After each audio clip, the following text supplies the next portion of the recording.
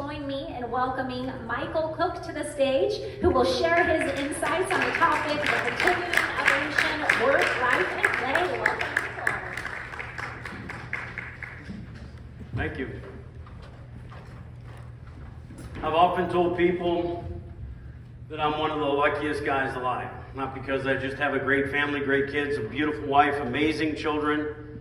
I've got incredible coworkers that have worked with me for a lot of years. Some of them are here today to know a little bit about my company. We've left a couple of pieces of collateral on your table. But I'm not here to talk about my company. I'm here to talk about what's happened over the last 25 years and the rapid increase of what's happened compared to what's about to happen in an exponentially faster way. I can say that through my experiences in building worldwide, I've had people just like you said, hey Michael, you need to come by, write a book. It's crazy some of the things you've done. Yeah, I have the opportunity to work with Mr. Bill Johnson at Ritz-Carlton, with Steve Jobs at Apple, with J.Y. Lee at Samsung, working with Ken Griffin and some of the Citadel Securities efforts up in New York. I am unbelievably blessed to have worked and been exposed to some tremendously talented people. Those people are some of the, I've kind of facilitated my ways of working based upon my experiences with them and some of the things that I've learned along the way. What I've learned most importantly is what I'm going to ask you to do today. I'm going to ask you to do one thing. It's a very simple process. I'm going to ask you to change your mind. I'm going to ask you to do what others have said this morning about how you've adapted and some of the things that have been going on, etc., in the other sessions. But I'm going to ask you to change your mind, because what's happened over the last 10 to 15 years is going to happen at a faster rate than you've ever seen before. I mean, think about it. If we go backwards in time a little bit, I talk about, the 20 years of technology and the evolution of tech, and how it's exploded in speeds that have never been seen before. Let's talk about the last 20 years. When people thought it was really cool when USB drives came out. All of a sudden we have Bluetooth speakers. 2007, 17 years ago, next month, the iPhone. Google Glass, Fortnite, fidget spinners, AirPods.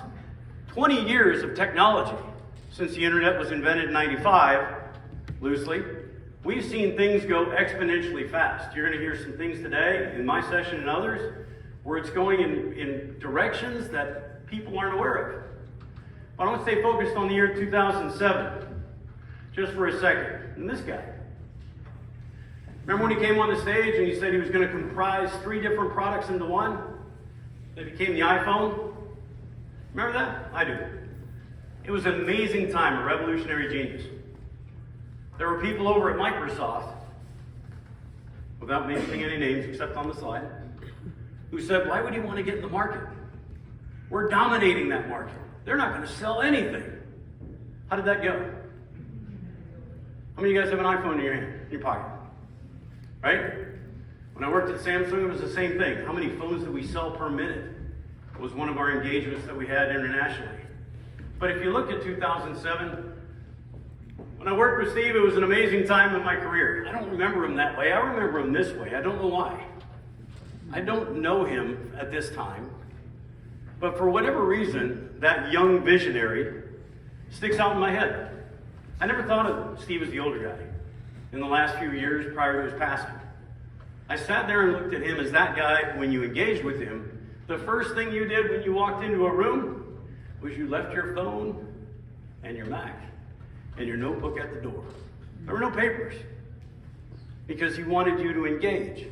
It was that type of environment and working with him.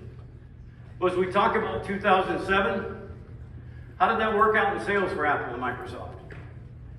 You'll see the green line, or the blue line pop up. Apple sales skyrocketed. What happened to Microsoft? Pretty well just continued the same pace that they were.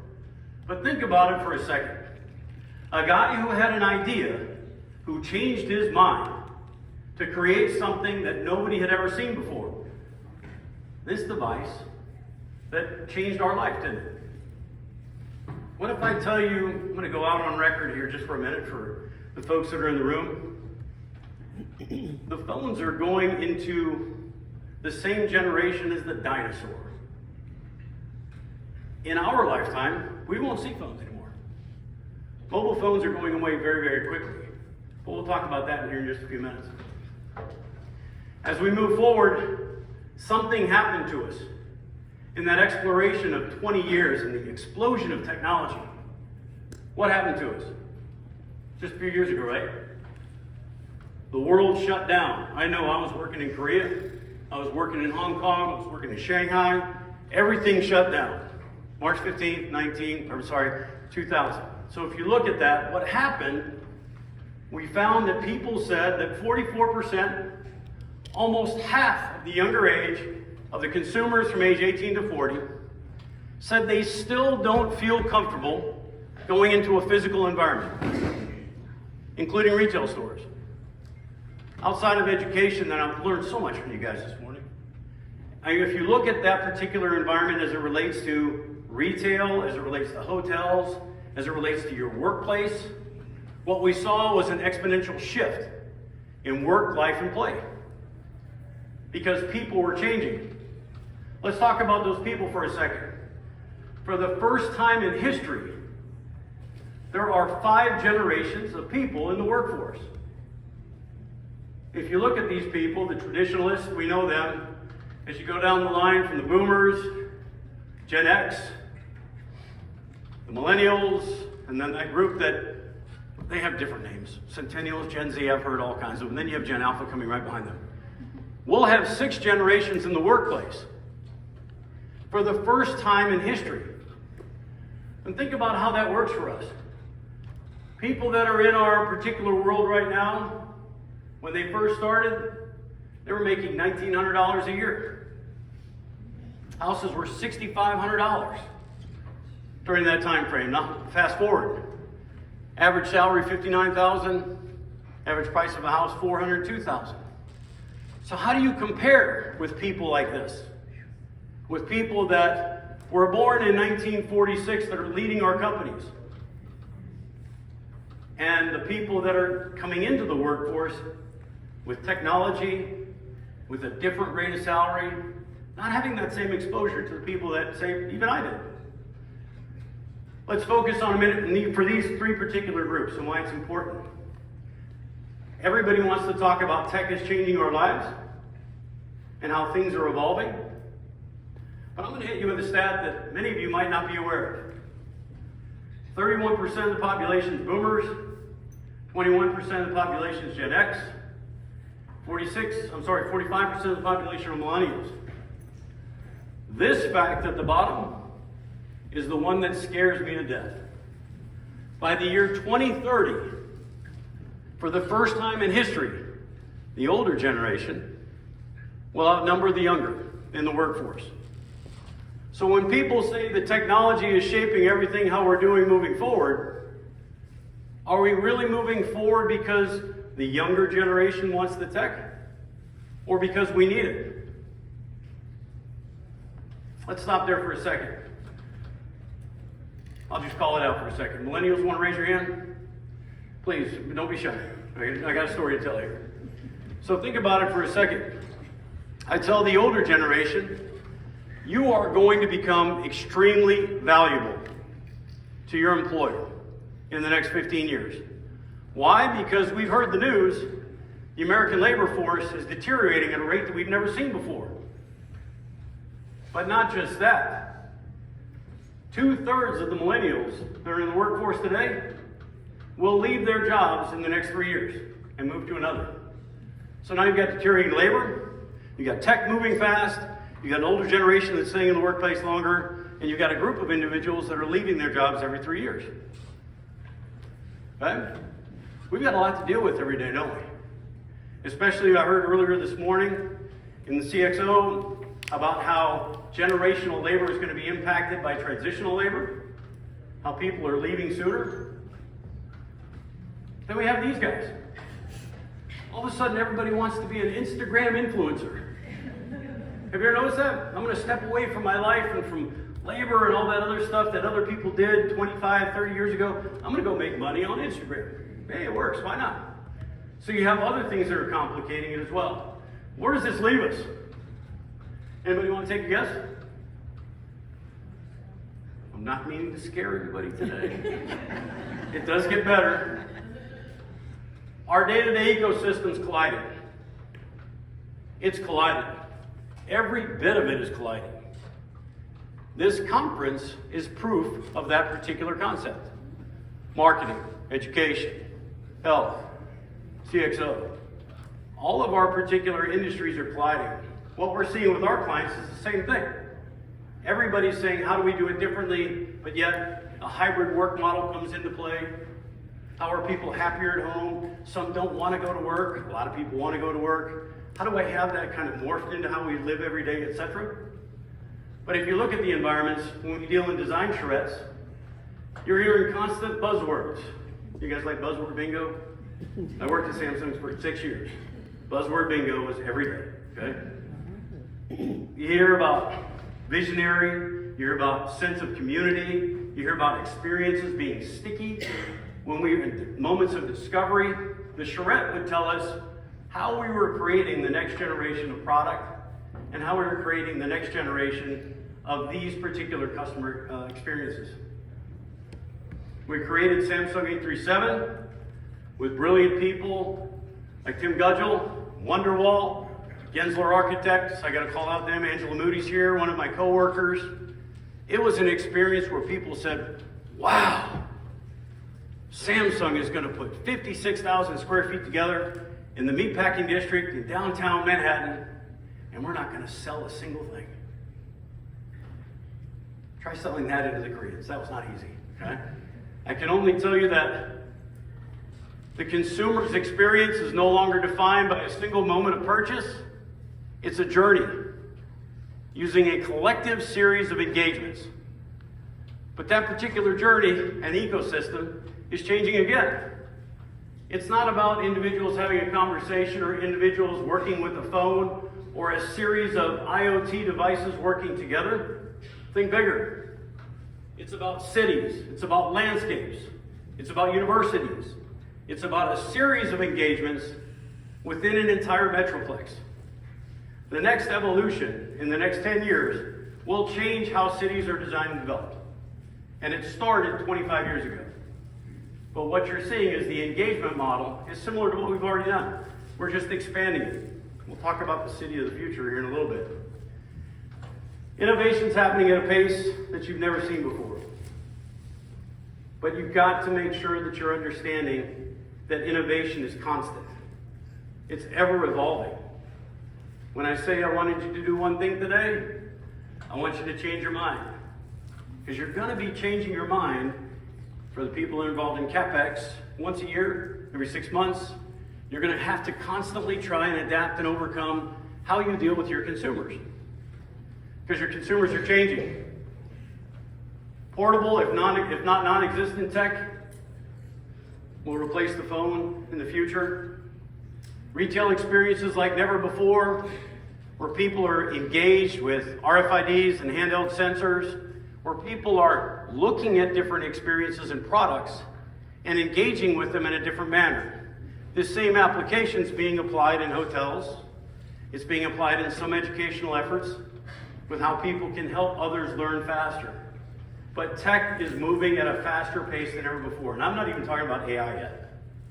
Okay? AI is a data-driven effort outside of how it can provide the future. But we'll talk about AI. I'm going to put a little teaser there into one of my other sessions that's happening this week. I don't want to get too caught up in AI just yet. If we look at the various efforts, my apologies, the screen over here is a little easier to see some of the verbiage down at the bottom. I can tell you that creative to adaptation to conversion is not easy. Okay, those three words are very different words. It's not that hard to create a concept. It's not that hard to create an environment. I have this great idea. We engage with folks like you guys all the time who have great ideas, but don't know how to go to market with them. But it's not easy to take that render and make it into a reality.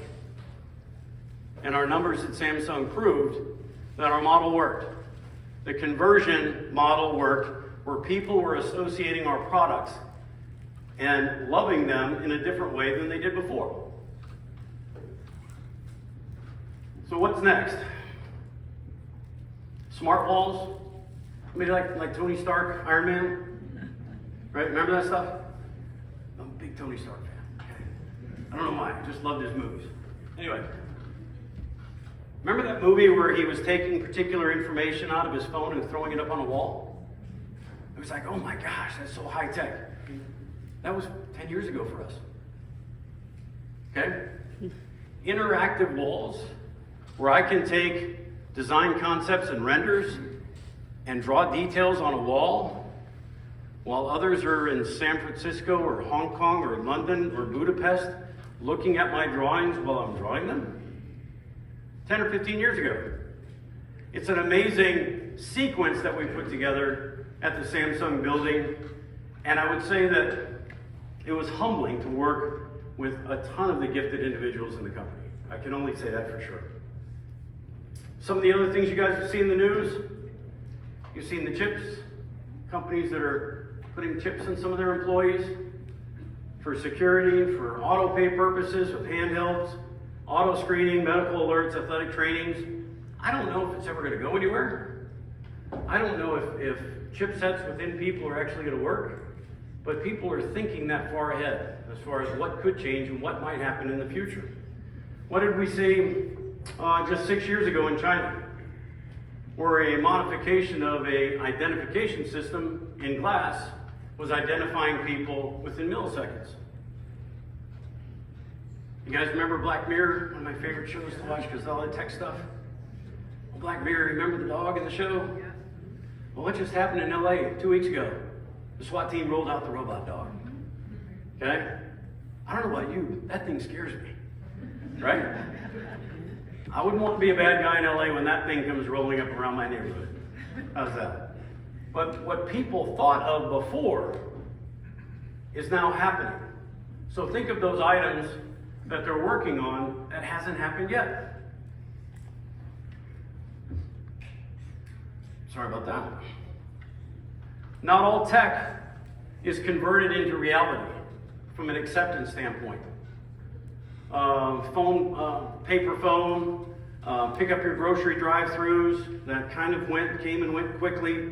RFID stores, you walk in, you walk out. Some people love them, some people don't. But the shocking thing is, if you look at the percentage, tech adaptation in retail is happening at a slower pace than people realized. 55% of the population love to use their phone to pay. 65% of the people want to have drive-through groceries or have them delivered. 43% want a cashless or engagement-less store that targeted test model previously. But what had happened in addition to that, automated distribution, robotics, is advancing. So let's go back 10 minutes ago. I told you the population is changing. We're changing how we work. We're changing how we're living. We're changing how we're playing. Tech is moving here, and tech is increasing to pick up the slack because the labor force is changing how we work. So tech is rapidly moving into an engagement model that we haven't seen before. Enter in companies like Adabotics, like DaVinci, like Fabric. When you look at automated distribution, microfulfillment in the age of direct-to-consumer is happening at a faster rate than you've ever seen before. Where vertical displacement of product is offsetting the number of people that have to work in a warehouse. Where product can be picked to the numbers 110, 120, Jeff, what was it, 130,000 items per day out of a small 14,000 square foot, 36,000 cubic feet space. 110,000 items per day can be picked and at somebody's doorstep. All manned by 4 people. So everybody always says, Ron Johnson and I talked about this years ago. He's a brilliant guy at Apple. I'm going to segue for a second. Ron had the greatest thing that he ever said to me was, think back years ago when Kmart was created. Kmart was going to finish the world. It was over. Nobody could beat Kmart. Well, Kmart and Walmart spinned off a bunch of different concepts, didn't it? Then Amazon came along. Amazon's going to change the world. They're going to dominate. It's over. But people adapted. We changed how we worked. We changed how we executed and market. You're seeing the change happen in real life. Amazon's single biggest issue that they're having to overcome is the 3PL labor force, which is doing what again? Right? Okay. So now you see Amazon getting into robotics. They have to. You have to adapt. You have to change your mind that your plan may or may not be long sustaining. It might be only for a short amount of time. So what's this guy? Anybody know this guy named Bill Gates? Yeah, we've heard of him. If you ask Bill Gates who's Michael Cook, he's going to be like, who? Bill Gates decided to take a ton of money, rumored, in the North Arizona desert, roughly about 25,000 acres, $80 million in design development cost. He wanted to come up with the city of the future idea from a design standpoint, smart factories, 5 and even 10G integration. Everybody's like, 5G, oh my gosh. I remember when I was at Samsung when 5G was first introduced by Samsung to Sprint. And then it rolled out to AT&T and others down the road. What about this thing down the bottom left-hand corner? Wireless power. There are companies out there that are pioneering wireless power. Anybody had to charge your phone today? You had to plug it in, right? What if you just set it on your table? Set it on your table and the device charges. No cables. That's being created, folks. It's being brought to life. You're going to see wireless power. Ready? There you go. There's my ESP working. I think we're going to have wireless power roll out in scale in the next 20 to 30 years. But the man that created wireless power 100 years ago is some guy named Tesla. Remember Nikola Tesla? So here we are 100 years later, we're still trying to figure out if it works. It's going to happen. There are companies that display at CES. If you've never seen it, go look at it. It's going to pioneer your classrooms. It's going to pioneer your house. It's going to pioneer your work area. It's going to pioneer wherever you go. Displays without cables. It's a truly inventive idea. The city of the future is coming quickly. It's coming faster than people realize. Hotels are going to change, conventions are going to change, how we integrate and how we talk to each other and how we work with each other is going to change at a rapid speed. The city of the future is not far away. It's not. Autonomous urban mobility, fluid pickup, micro-fulfillment, sprawl planning, minimal footprint, full AI adaptive environments and integration, and then lastly, wireless power. Granted, this is my opinion. Based upon the folks that I engage with on a week-to-week basis, I see where this is going. I see how they talk to each other. When I sit in board meetings and I hear what's important to them, I can understand what they're trying to drive in the future. So what does that look like? Without further ado,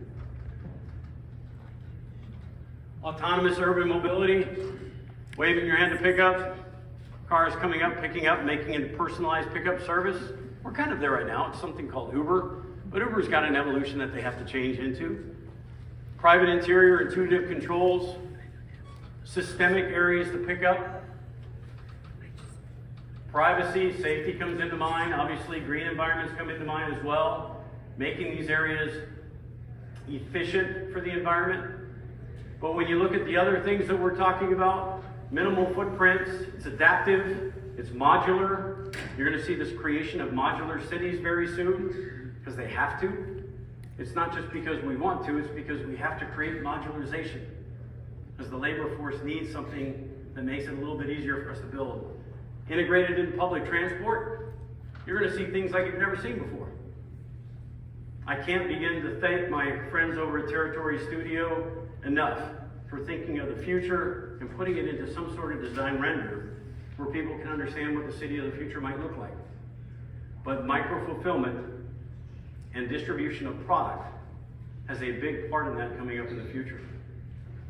I guess as we come closer to the end of the session, as we're trying to stay on time, the rule of thumb is constant change. Just get used to it. If you think what you're doing a month from now is the same as you were doing 3 months ago, you're kidding yourself. Does anybody remember what was important to them a year ago? How different is it as of today? 3 years ago, 5 years ago, 17 years ago, when the iPhone was created. And now we have iPhone Pro Max 15. And it's amazing some of the things that we change and move forward with in our life. But it's not going to be easy. Anybody wonder what it's like to drive on the correct side of the road and then one day, change it to the other side or vice versa? You ever been over in Europe, some of those countries? Like, I lived in London for a while, and I was not a good driver in London. Okay. What's it like to drive on the opposite side of the road? I mean, heart rate goes up. Luckily, I didn't hit anybody. But what about those people that decide that they just wanted to change? They changed their mind. I give you Stockholm, 1960. When they said, we're going to change to drive on the other side of the road. Change is not easy. As you can see in this picture, it's not going to be easy to change how you work, how you live, and how you play.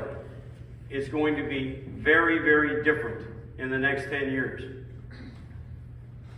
It's true, our experiences, our visions, and all of our relationships define us. I know I won't have a whole lot of time for questions today, but come see me in my booth. I'll tell you everything I can tell you, outside of the NDAs that they have me sign. But I can tell you that our relationships define us. They also are going to define how we work, how we live, how we play. I can't stress that enough. My question